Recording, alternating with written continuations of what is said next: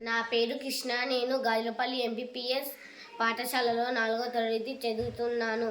ఉపకారికి నుపకారము విపరీతము కాదు సేయ వివరింపంగా, నపకారికి నుపకారము నెపమెన్నక సేయువాడు నేర్పరి సుమతి.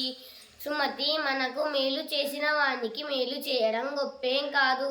మనకు కీడు చేసిన వానికి కూడా మేలు చేయడమే గొప్పదనం.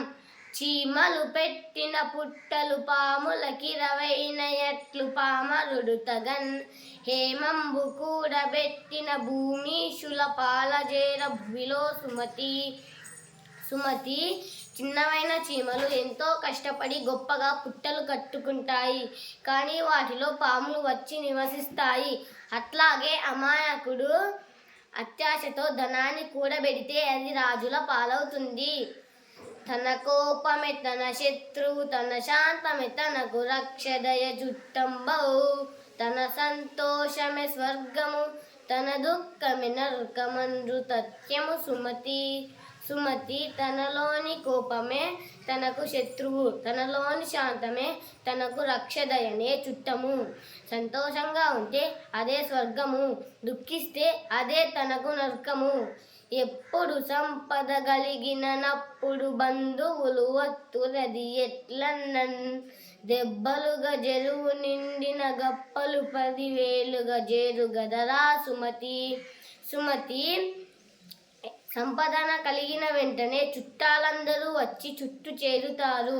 అలాగే చెరువులో నీటితో నిండగానే కప్పలు వచ్చి చేరుతాయి కదా. వినదగునెవ్వరు చెప్పిన వినినంతనే వేగపడక వివరింపదగున్, కనికల్ల నిజము తెలిసిన మనుజుడెపో నీతిపరుడు మహిళో సుమతి. సుమతి, ఎవ్వరు ఏమి చెప్పినా వినాలి, కానీ విన్న వెంటనే తొందరపడి ఒక నిర్ధారణకు రాకూడదు. బాగా ఆలోచించి ఆ చెప్పినది సత్యమో అసత్యమో నిర్ధారించుకోవాలి. అటువంటి వాడే నీతిపరుడు. బలవంతుడ నాకేమని పలువురతో నిగ్రహించి పలుకుట మేలా, బలవంతమైన సర్పము చలిచీమల చేత జిక్కి చావెద సుమతి.